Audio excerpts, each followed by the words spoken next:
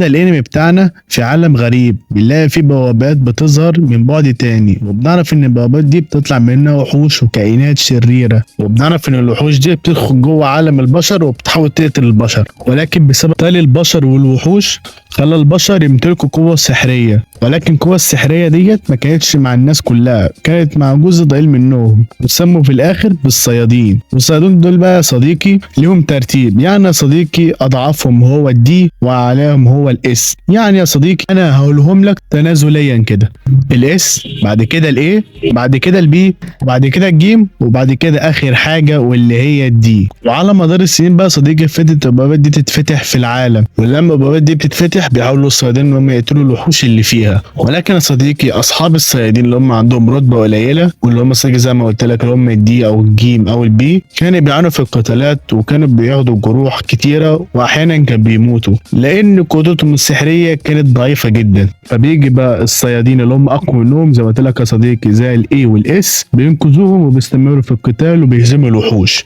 وبعد بقى صديقي 3 سنين من اللي حصل ده بنشوف بطلنا وبطل قصتنا وماشي في الطريق، وبنعرف ان اسمه سونج جين وو. خلينا يا صديقي نقول سونج مختصر الكلام يعني. وبنعرف ان سونج ده رايح لمهمة عشان يقتل الوحوش، ولكن بنعرف برضه في نفس الوقت ان هو ملقب باضعف صياد في العالم، يعني حرفيا هو اقل من الدي.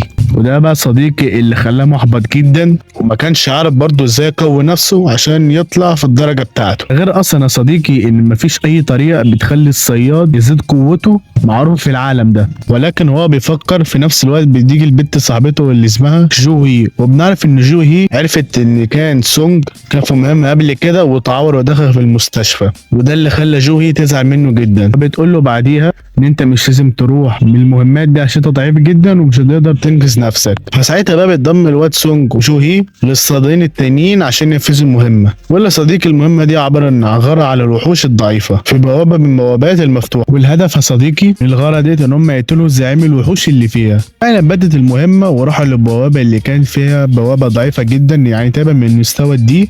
واول لما دخل الواد سونج وقتل الوحوش اللي هناك وحصل منه على حجر السحري، بس فجأة بيتهاجم عليه من الوحوش التانية، واول لما بيتهاجم عليه عيني بيتصاب لحد ما جه صياد تاني وحماه. وبعد كده بتيجي البت جوهي، وطبعا ولانها صيادة معالجة فبتيجي تعالج اصابات الواد سونج. وبعديها لما كل الصيادين اللي كانوا مع سونج قتلوا كل الوحوش لقوا كهف غريب، ساعتها باب بصعود كل الصيادين قال يا ترى مين اللي هيخش في الكهف ده ومين مش هيخش في الكهف ده. وفعلا بيبداوا التصويت، ولكن اول لما بيبداوا التصويت على دخول الكهف بيكتشفوا ان كل صوت متعادله، 6 مش عاوزين يروحوا الكهف و6 عاوزين يروحوا الكهف. فساعتها بيقرروا سونج يختار عشان هو الوحيد اللي ما اختارش يروح ولا ما يروحش. فساعتها بيفتكر سونج ان هو محتاج يدخل المغاره دي عشان الفلوس اللي هتخليه يتعالج امه ويخلي اخته تخش الجامعه. فساعتها بيقرر سونج ان هو خلاص يدخل للمغاره، وفعلا بيخش كل الصيادين دول للمغاره. ولكن هما ماشيين بيقولوا ان احنا لازم نهزم الزعيم الوحش اللي جوه المغاره دي، عشان لو هزمناه هناخد بلورات سحريه واحجار كتير جدا، وكمان عشان الشبابه دي تتقفل لازم نقتل الزعيم بتاعهم. فساعتها بقى بيقول سونج لنفسه احنا بعد ما نهزم الوحوش اللي في المغاره ديت ناخد منهم البلورات والاحجار، والاحجار بالبلورات دي ممكن نبيعها ناخد بدلها فلوس، عشان انا قوي جدا محتاج الفلوس ديت عشان اعالج امي واخلي اختي تدرس احسن تعليم. فساعتها بقى برضه هما ماشيين بالليل البت جاي بتكلم سونج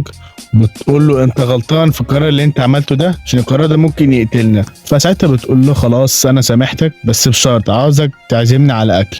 الله يخرب بيتك. المهم شويه بقى صديقي وبتشوف ان الصيادين خلاص وصلوا باب كبير جدا، ولما بيفتحوه بيلاقوا ورا الباب ده مغاره، والمغاره دي بتشوف فيها تماثيل كتيره قوي وغريبه جدا. لكن ساعتها في وسط هم بيتصدموا بيلاقي ان الباب اتقفل لوحده. ولما الصياد اللي هم منهم ده شاف اللي حصل بيقرر ان هو عاوز يروح بره المغاره عشان ينقذ حياته، ولكن هو مش عارف ايه اللي هيحصل له، لانه اول لما بس بيلمس الارض اللي هي قدام الباب الكبير بنلاقي ان التماثيل دي اتحركت وحرفيا بتقطعه لنصين وبتقتله.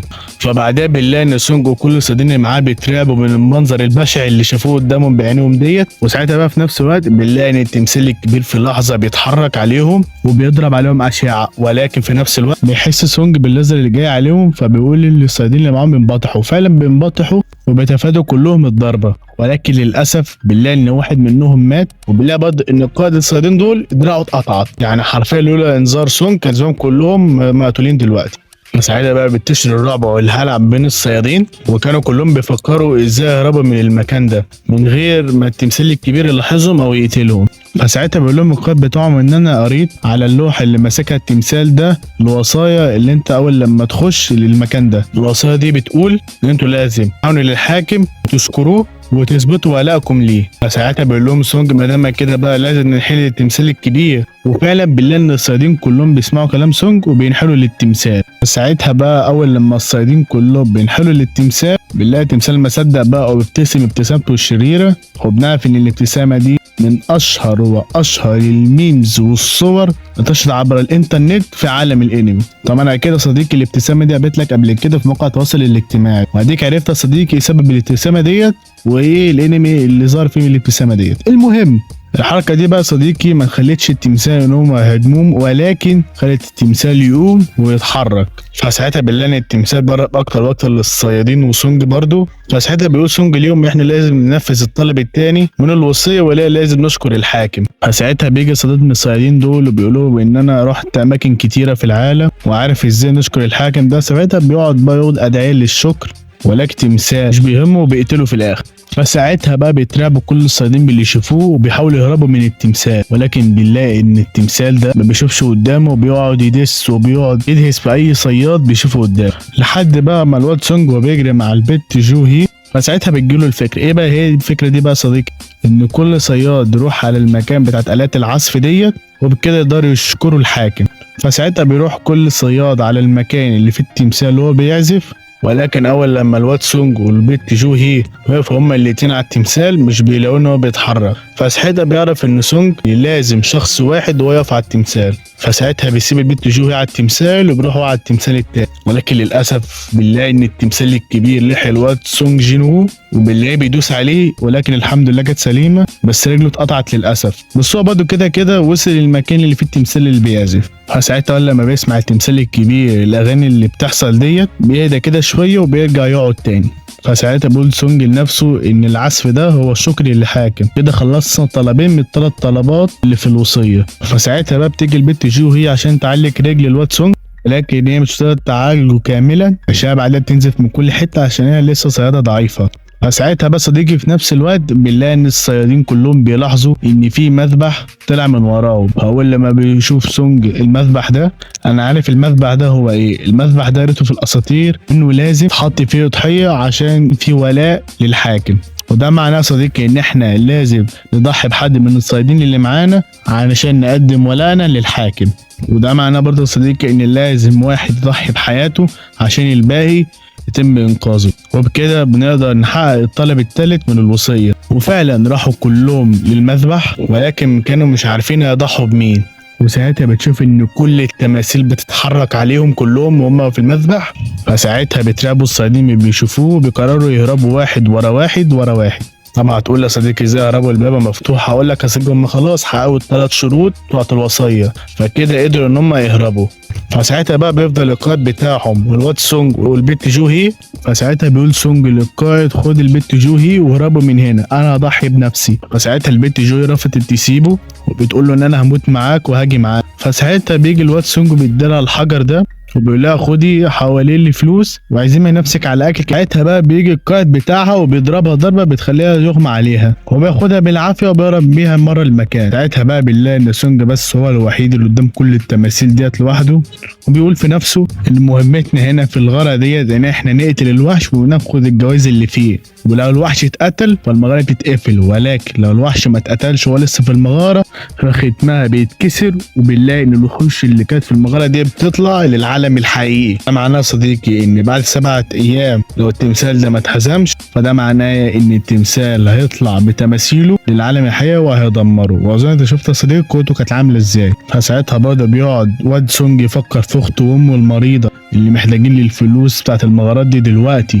وبيقول انا نفسي بس اعيش مره تانية وابقى في يوم من الايام اقوى من التمثال واللي معاه ده. فساعتها اول لما التمثال بيضرب عليه الضربه بتجيله رساله مكتوب فيها معاك ثانيتين هتوافق ولا ترفض عشان تعيش. فساعتها بيضغط موافق. وبكده صديقي بقى الانمي بتاعنا حرفيا هو بيبدا. سيبك من الكلام ده خش بقى على الناحيه التانية عشان صدقني يا صديقي اللي حصل مع الواد سونج ده واللي طلع له قدامه ده اللي غيره من شخص فاشل لشخص قوي جدا. نكمل بقى الاحداث. بعد اللي حصل له ده بيغمى عليه لمده 3 ايام وبيلاقي نفسه ان هو في المستشفى. بلا برضو انه كل الاضرار اللي كانت في جسمه كلها رجعت تاني، حتى رجله اللي اتقطعت برضو رجعت تاني. فساعتها ما كانش فاهم ايه اللي حصل له وايه اللي طلع له ده وازاي رجله رجعت تاني. ولكن بعدها في نفس الوقت بيدخل عليه التيم من الصيادين وبيقولوا ان احنا من جماعه الصيادين وحابين نتكلم معاك لاننا مش فاهمين ازاي واحد ضعيف زيك كده نجا من حادثه مرعبه زي دي،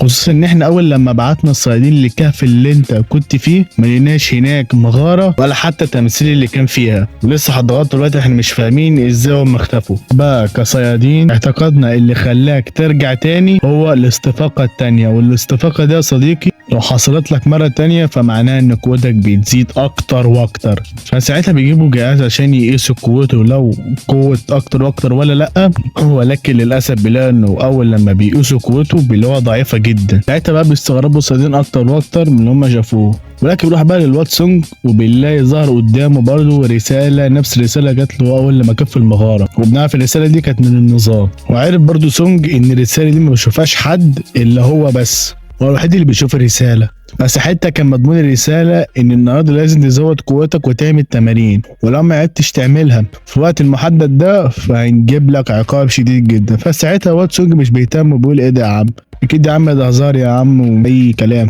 فبعدها بينام سونج، ولكن اول لما بيصحى بيلاقي نفسه في مكان غريب. بنعرف ان المكان ده هو الصحراء، وبنلاقيه هو بيطارد من مجموعه من الاحراش اللي بتقعد تجري وراه لمده 4 ساعات، ولازم ينجو من المكان ده عشان يعيش. فبيقعد يجري ويهرب منهم لمده 4 ساعات لحد ما لقى نفسه في المستشفى ورجع تاني. فمن ساعتها بقى من تاني يوم بدا يتبع اوامر النظام ويعملها اول باول. هو مع كل يوم بيتمرن وبيتدرب بياخد 3 جوائز، الجائزه الاولى اللي هي التعافي الكامل للجسد، والثانيه زياده نقاط القوه بالمقدار اللي زادوا بيه. اما بقى الثالثه فهي هديه من النظام، واول لما سونج بيفتح الهديه بيلاقي فيها مفتاح. فبعديها بنلاقي ان النظام بيجيله الاشعار وبيقول ان المفتاح ده لمغاره افتراضيه تقدر تختبر بيها قوتك.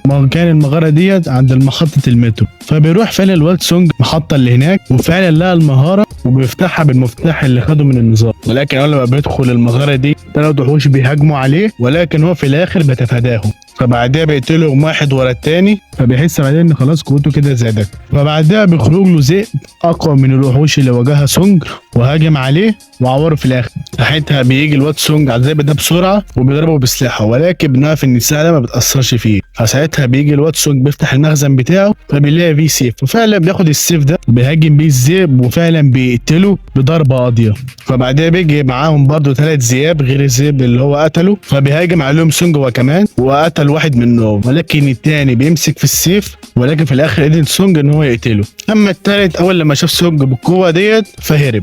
فبعديها بقى بيقعد الواد سونج عشان يستريح، ولان المستوى زاد بعد قتله للذئاب وعرف ان مستواه بيزيد بسرعه كل ما بيقتل وحوش اكتر، بيقرر يكمل. وساعتها قام على الاشعار اللي جه من النظام بتقول ان ناب الذئب اللي انت هزمته ده تقدر تبيعه في المتجر، وكل ما بتهزم وحش او تقتله بتلاقي منه اجزاء او احجار منه سحريه. فساعتها بيبيع الناب في المتجر وبياخد منه مقابل 20 عمله. فساعتها بيقول لنفسه ان الفلوس دي قليله وانا لازم ابيع اكتر واكتر عشان انا اكمل. ساعتها بقى ويمشي في المغاره يشوف قدامه ذئبه كتير جدا. فساعتها بيفكر بامه، بيقول ان امي جالها مرض والمرض ده اسمه السبات الابدي، ومن ساعه ما جالها المرض ده ولا بتتحرك ولا بتتكلم. تقريبا المرض ده جالها من قيمه 3 سنين. من وقتها انا اللي بقيت والي لاختي، بقيت بصرف عليها وبصرف على علاج امي، فعلشان كده لازم انجح اكون صياد واعرف اعتني بيهم. فساعتها بقى بيروح الواد سونج عشان يقتل الذئابه دول بسلاح، وقعد يقاتل فيهم واحد ورا التاني، واحنا بنشوف ان قوته بتزيد اكتر واكتر.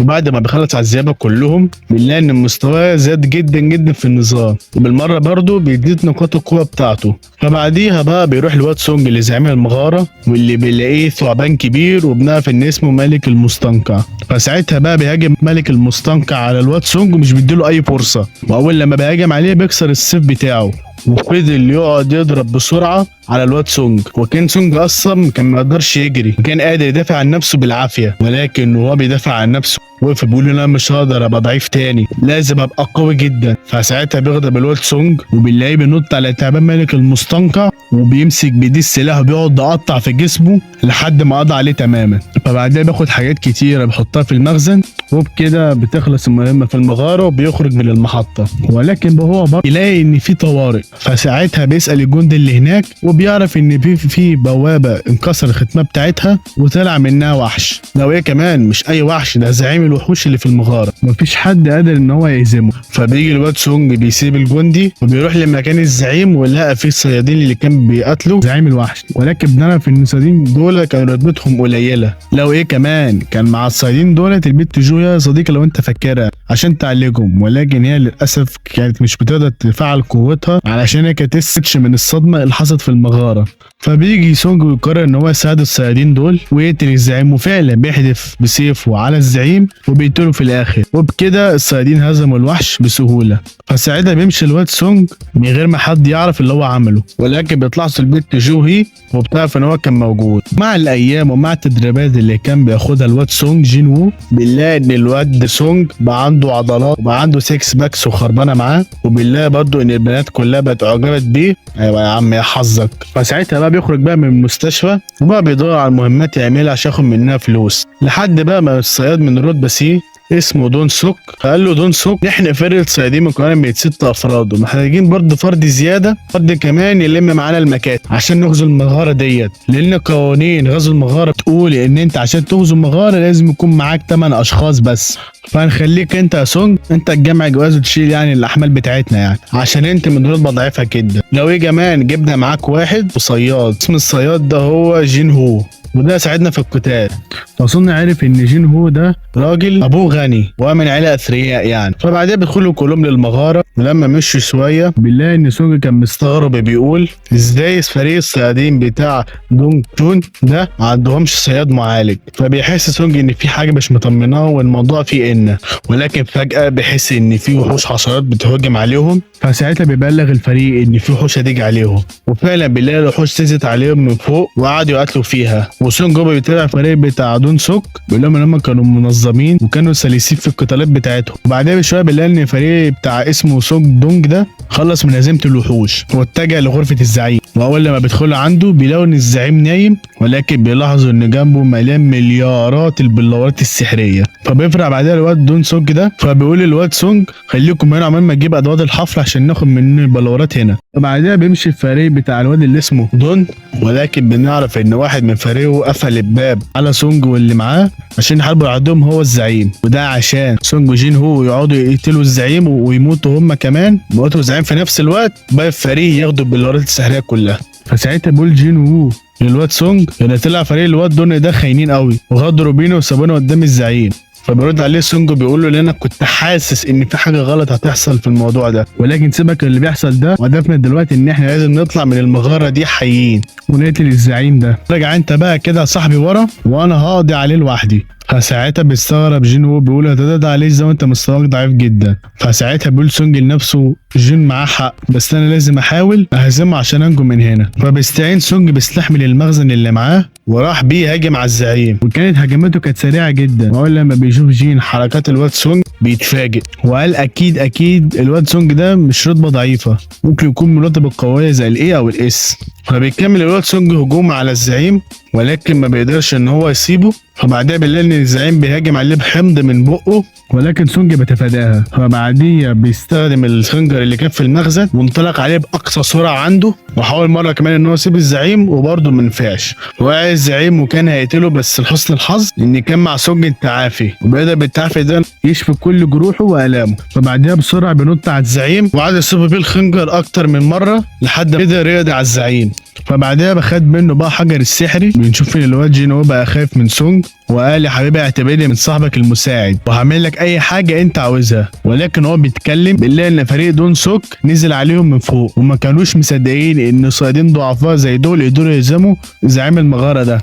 فبعدها بنلاقي ان دون سوك بيقول لواد جين هو اقتل سونج وقال قتلكم انتوا الاثنين. بعدها بنلاقي ان جين هو واقف ورا سونج وما سمعش كلام الراجل اللي اسمه دون سوك. فساعتها بيتضايق جدا الواد اللي اسمه دون سوك وامر الصياد اللي اسمه كيو هان بالهجوم عليه، وفعلا بنلاقي ان كيو هان بيهاجم على سونج واصابه، وسونج وهو واقع بيجيله اشعار من النظام اقتلهم والا قلبك هيقف. فساعتها بقى سونج ما صدق، فساعتها اول لما جه واحد من الفريق دون جنب سونج وقعد يتريق عليه بيقول ان راسه اتقطع مات. فبعدها بنلاقي ان الفريق كله بيترعب، فبعدها بيروح للواد اللي اسمه كيو هان وبيهاجم عليه وبعدها بيقتله. بعد سونج يقتل واحد ورا التاني لحد ما الراجل اللي اسمه دون سوك جمع قوته، ولكن على مين يا حبيبي؟ ده سونج جينو بالله بيمسك راسه بيرميه على الارض حرفيا. فساعتها بيترعب من سونج وقال له ارجوك ما تقتلنيش. فبيقول له انت ترجاني ليه؟ ده انت كنت عاوز تقتلني مش عاوزني اقتلك. فبعدها بنلاقي ان سونج قطع راس الواد دون، بعد كده بنلاقي ان المهاره بدات تتهد بسبب موت الزعيم. فبعدها بياخد سونج جين وو وخرجوا من المكان ده بسرعه قبل ما يتدمر. لقسم المراقبه بتاعت جامعات الصيادين بنشوف راجل اسمه جين شول واللي هو رئيس القسم، وبتجيله اخبار ان الواد سونج جين وو والواد جين وو خرجوا من المغاره بامان. فساعتها بقى بيستغرب وبيقول ازاي الواد اللي اسمه سوك بفريق يموتوا واتنين من اقل رتبه هم اللي ينجوا من المغاره. فساعتها بقى بيقول لنفسه انه اكيد الواد اللي اسمه سونج جين وو ده هو الواد اللي نجا من المغاره المزدوجه، لو ايه كمان نجا برضه من المغاره ديت في حاجه غريبه بتحصل. فانا بقى كرئيس قسم لازم ادور ورا الواد اللي اسمه سونج ده وهو بيعمل ايه.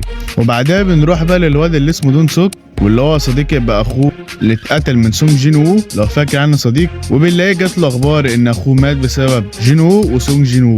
فساعتها بقى بيقرر ان هو يروح يقتلهم هما الاثنين عشان يجيب طار اخوه. نروح بقى للواد سونج جين وو بيقول مش عارف اي حاجه، مش عارف ايه اللي حصل من الواد دون سوك ده، وبنلاقيه راجع البيت قاعد مع اخته جين وقعدوا يكلموا مع بعض. ولكن ساعتها بتلاحظ اخته ان في حاجه غريبه اتغيرت في شخصيته لانه بقى قاسي عن الاول وبقى عنده عضلات. فساعتها بقى هما قاعدين بنلاقي جت مكالمه للواد سونج جين وو من الواد جين وو، ويفتحها الواد سونج وبنلاقيه بيقول له ان هو عاوزه ضروري علشان يتكلموا. فبعدها بيروح الواد سونج للواد جين وو بيقعدوا كده في كافيه محترم، وبيبدا كلام جين وو بيقول ان جمعيات الصيادين مش هي الجمعيه الوحيده اللي في البلد، وفي جمعيات صيادين كتير تانية بتشتغل تحتها، وانا بقى ابويا عاوز يعمل جمعيه صيادين كده لوحدها ويجيب فيها صيادين اقوياء زي من رتبه اس كده. فساعتها سونج بيستغرب وبيقول له انت عبيط يا ابني، هما بس 7 اشخاص اللي في رتبه اس موجودين في البلد دي وكلهم اصلا مرتبطين بجمعيات تانية للصيادين، فما اعتقدش ان هم هيجوا اللي انضموا للجماعه بتاعتك. فساعتها بيقول له مش هو ده المشكله بقى يا سونج ان ابويا عاوز اخويا يكون رئيس المجموعه ديت،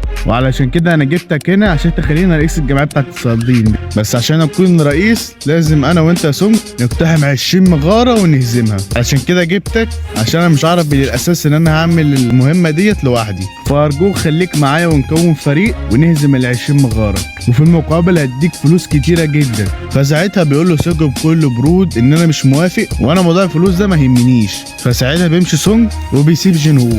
وفي اليوم بقى اللي بعديه بنلاقي ان سونج كان بيتدرب على النظام، فساعتها بيبعت له مكافاه على اللي هو عامله يعني، واللي هو مفتاح. طبعا صديقي انت عارف مهمه المفتاح دي ايه؟ مهمه المفتاح ده صديقي هي بتفتح اي مغاره افتراضيه، وبنعرف صديقي بقى ان المغاره ديت هي مغاره ملك الشياطين وجواها مكافاه كسير الحياه. وكسير الحياه ده صديقي هو علاج بيشفي اي مرض في العالم. فساعتها بقى بيقول سونج لنفسه ان انا اقدر بالكسر ده وان انا اعالج واشفي امي. فساعتها فعلا بيروح بالليل بقى وبنلاقي داخل المغاره وكان معاه حجر، والحجر ده اسمه الانتقال الآني، والحجر ده صديقي كان واخده من المغاره الافتراضيه اللي قبل كده. فساعتها بقى بيحطه في جيبه عشان لو هرب في اي وقت في اي مكان. بس اول لما بيدخل المغاره بيقابله وحش قوي وب3 رؤوس. فساعتها بيروح سونج عشان يهاجم عليه ويسيبه كذا مره، ولكن ساعتها بتشوف ان الوحش ما بيتاثرش بضربات الواد سونج، وبيقعد يضرب سونج بعديها بضربات متتاليه مدمره. وساعتها بقى كل ما الوحش ده بيضرب سونج اكتر واكتر كل ما نقطة الصحة بتاعته بتقل برضه اكتر واكتر. ساعتها بتيجي رسالة من النظام وبتقول له ان في تحذير ان نقاطك الصحية بدأت تقل وانت قربت تموت خلاص يا لاعب. فساعتها بقى بيستخدم سونج الشفاء الكامل يرجع للمعركة تاني. فساعتها الوحش يسكت، لا برضه بيقعد يضربه زي الاول، وكان خلى جسد الواد سونج كله دم حرفيا. فساعتها بقى بنلاقي سونج بيروح عشان يشتري من متجر النظام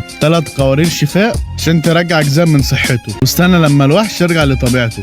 فساعتها بيروح هاجم عليه، لكن الوحش برضه بيلاقيه اقوى واقوى وبيمسكه بسنانه عشان خلاص ياكله. تاكله. فساعتها بقى سونج قبل ما يموت بيقعد يضرب الوحش ضربات كتيره جدا ولكن برضه مفيش فايده. فساعتها بيقول لسونج لنفسه ان المغاره دي من رتبه ايس وانا اضعف منها بكتير جدا، وانا لو كملتها فانا هموت، فانا لازم اخرج في اسرع وقت ممكن واعلي من مستواي اكتر واكتر عشان ارجع للمغاره دي واهزمها. ففعلا ساعتها بيخرج الواد سونج من المغاره، وبعديها بيوم بنلاقي سونج بيرجع لجين هو بيقول له انا موافق على طلباتك ولكن بشرط مهم، واللي هو ان احنا بس اللي ننهي المغاره وبقى الفريق اللي معانا ما ينويش حاجه. طبعا صديقي سونج قال كده ليه؟ علشان يقوي نفسه يروح للمغاره بتاعت ملك الشياطين. فساعتها بيوافق جين هو. في نفس بقى الوقت بنلاقي ان اول جين هو واللي اسمه ميون جان كان بيحاول يتضم للجمعيه والصيادين الرتبه بتاعت اس عشان يتضموا في الجمعيه بتاعتهم. وساعتها بقى الخبر ده يوصل لرئيس جمعيه الصيادين اللي هو من رتبه اس برضه، وبنعرف ان اللي اسمه تشو وي بيستدعي 2 من رتبه اس، واحد اسمه بيك والتانية اسمها تشا،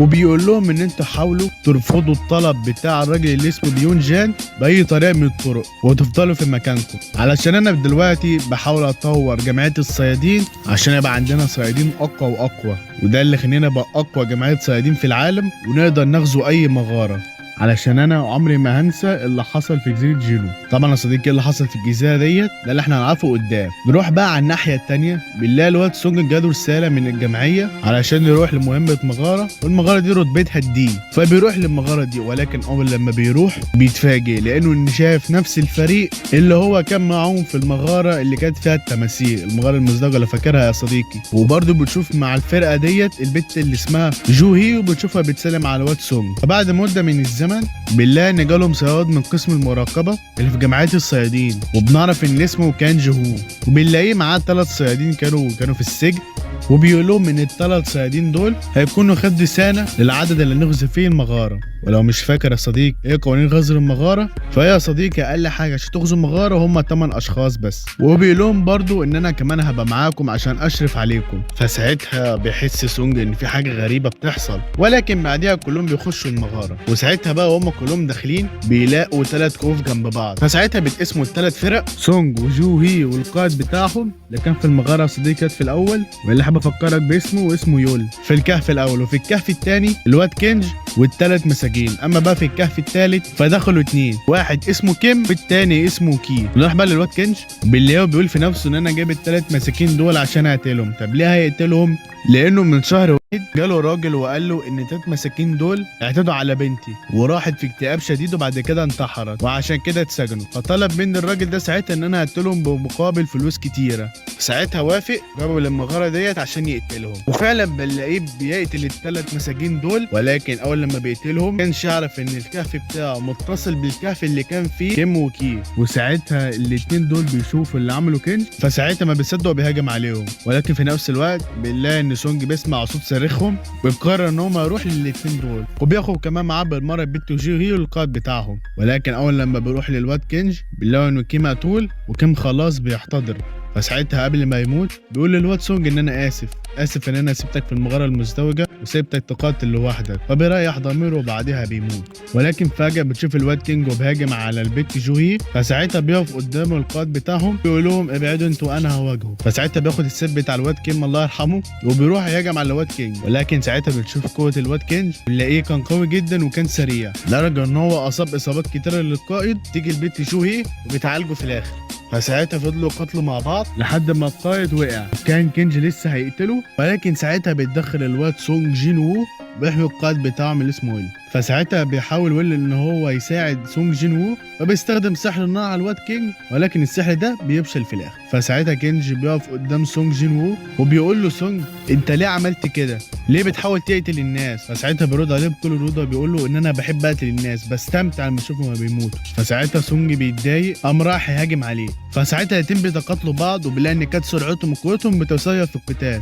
ولكن اول لما بتلاحظ البت جو هي والقائد بتاعهم ويل ان سونج جين وو قوته بتزداد وسرعته بتزداد اكتر واكتر، فبيستغربوا. ولكن بقى في وسط القتال اللي كان ما بين سونج والواد كينج بنلاقي ان كينج قدر يسيب الواد سونج كذا مره. ساعتها بتيجي رساله من النظام للواد سونج وبيقول له لازم تقتل الشخص ده. فساعتها بنلاقي ان قوه سونج جين وو بتزيد اكتر واكتر عشان النظام بيدعمه، فساعتها بينطلق عليه بسرعه وبيسيبه في الاخر. ولكن ساعتها بيغضب كينج اللي فعل قدره الاختفاء عشان يحاول يقتل سونج، فساعتها بيعوره في رجله ولكن سونج بيعالجها بسرعه. فساعتها بيستغرب الواد كنجي وبيقول له ازاي صياد من رتبه ايه زي كده قوي وسريع وبرق يشفي نفسه. فساعتها بقى بيقرر ان هو يحاول يهاجم على سونج تاني. فساعتها بيتحرك الواد سونج بسرعه وبيضربه ضربه قويه بالخنجر في صدره، وبكده قدر يقضي عليه. بيموت في الاخر كنجي. فساعتها بعد ما بيموت بيخرج الواد سونج والبنت جو هي قائدهم ويلي من المغاره. فساعتها اول لما بيخرجوا بنلاقي ان الراجل اللي اسمه جين شول وبنعرف ان هو كان مستنيهم لانه عارف ان كنجي كان قاتل. بس استغرب ساعتها اول لما شاف الواد سونج ناجا برضه من المغاره ديت. فساعتها بيقول قائدهم ان انا قتلت كنجي بغرض الدفاع عن النفس، وقال كده صديقي عشان يخفي سر قوه سونج. فساعتها قبل ما يمشي جين شول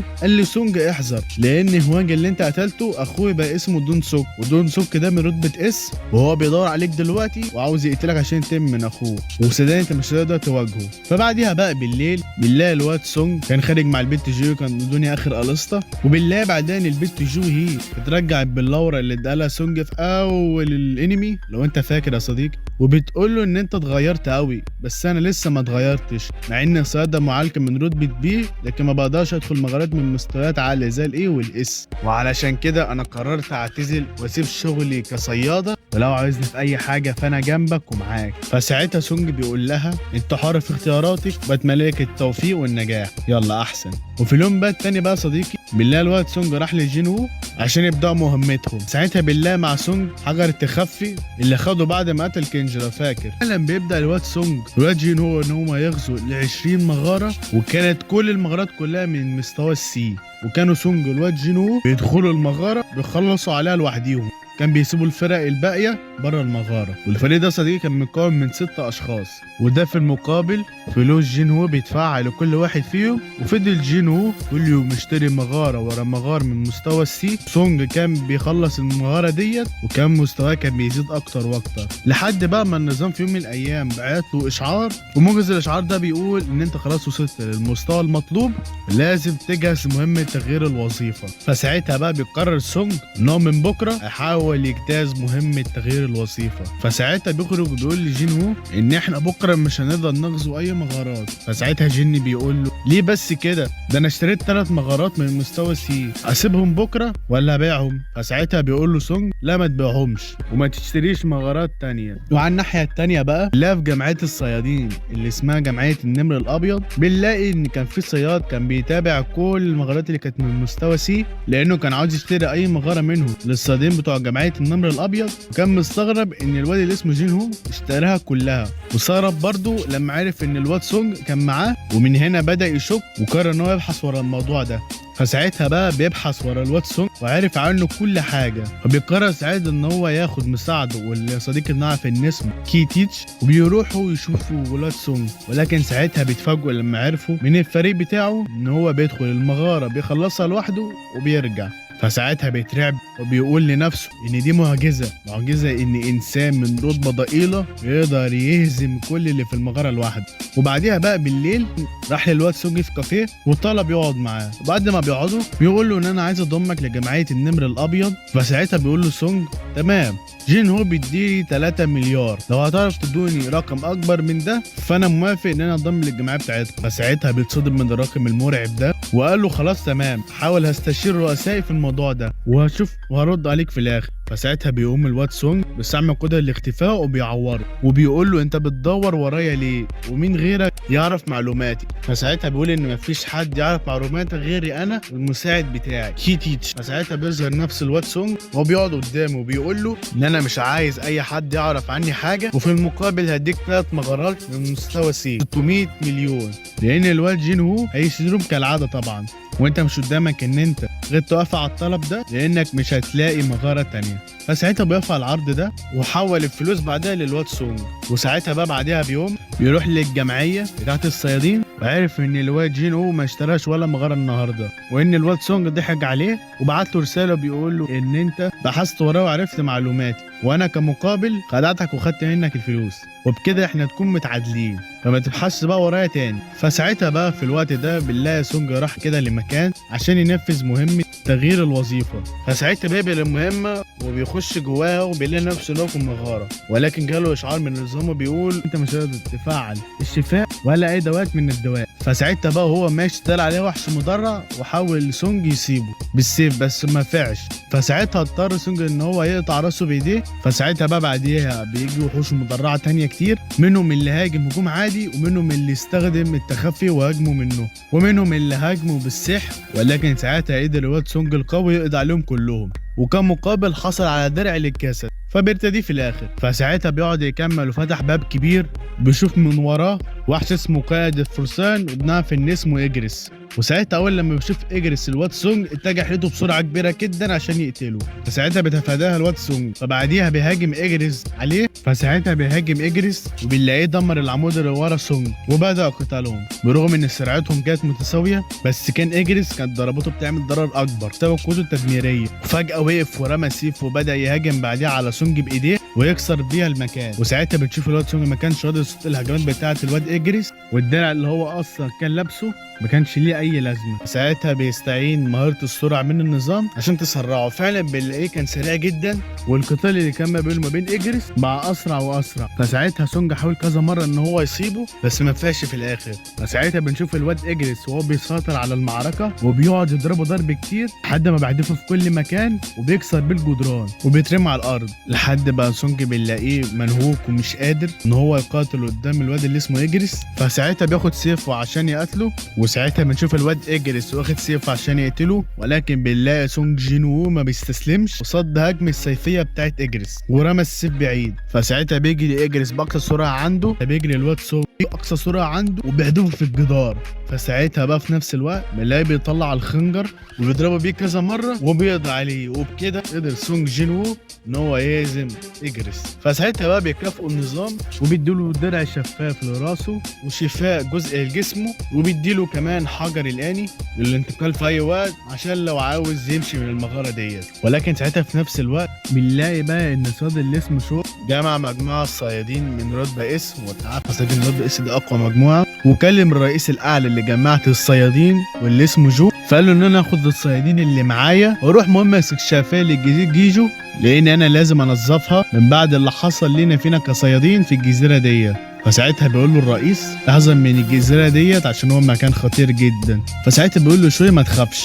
بعديها بنطلقوا الصيادين للجزيره ديت. بنروح بقى للواد سونج اللي كان لسه في المغاره وجاله رساله من النظام حاول تنجو لاكتر وقت ممكن. فساعتها بيستغرب سونج بيقول له ليه الاشعار ده جالي، ولكن بيبص على شماله يلاقي وحوش باعداد مهوله بتخرج من بوابات ومهمتهم الصمود قدامهم. فحاول بقى الواد سونج ان هو يصمد قدامهم لمده 5 دقايق، وبعديها بنلاقي ان الوحش صاب الواد سونج ووقع منه حجر الانتقال الاني. فساعتها بيقول لنفسه ان انا كده مش عارف اخرج من المغاره ديت، وبكده انا لازم اقتل الوحوش دي كلها واخلص عليهم. فساعتها هاجم سونج عليهم كلهم، لكن عددهم كانت كبيره جدا وقعدوا يسيبوا فيه. وساعتها بقى وهو واقع شاف نفسه ايام زمان اول لما هو كان ضعيف، وبتقول نفسه ديت ان انت لسه ضعيف، لسه قلبك ضعيف وصدقني هتموت دلوقتي. وساعتها خلاص كان سونج كان في شفير الموت، بس افتكر انه ما عملش التدريبات اليوميه النهارده واتعرض لعقاب من النظام، وده اللي انقذه وخرجه من المغاره لمده 4 ساعات عشان يتعاقب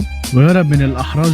وفي ال4 ساعات دول قدر يدعي الاحراج كلها، وقبل ما يرجع من المغاره ب10 ثواني كده سلح نفسه وشرب الادويه بتاعته ورجع تاني لمغاره الوحوش المدمره. وبنشوفه وهو بيقاتل فيها اكتشف ان في سحره هم اللي بيصطادوا الوحوش ديت. فساعتها بيهاجم عليهم واد سونج، ولكن في نفس الوقت بنلاقي ان الوحوش المدرعه كلهم اجتمعوا في وحش كبير وضخم جدا. فساعتها بيدخل الواد سونج معاه في القتال هو والسحره. انا محشور ما بين الاتنين بيقاتلهم، وقعد يقاتلهم اكتر من مره لحد ما هزم السحره، وبعد كده قضى على الوحش المدرع الكبير. وبكده صديقي انهى المغاره. فساعتها بتجيله رساله من النظام وبيقول انت نجحت في المهمه وبامكانك تغيير وظيفتك لمستحضر ارواح. فساعتها بيقول سونج ان مستحضر الارواح ده شخص بيقدر يستدعي ارواح الاموات ويخليها تقاتل في صفه. فساعتها بيوافق الواد سونج ويبقى مستحضر ارواح بعديها وبيكتسب القدر. فساعتها بيقوم كل ارواح الوحوش المدرعه وبتبقى صفه، وبيقدر كمان ان هو يروض روح الواد اجريس وبيخليه في صفه هو كمان.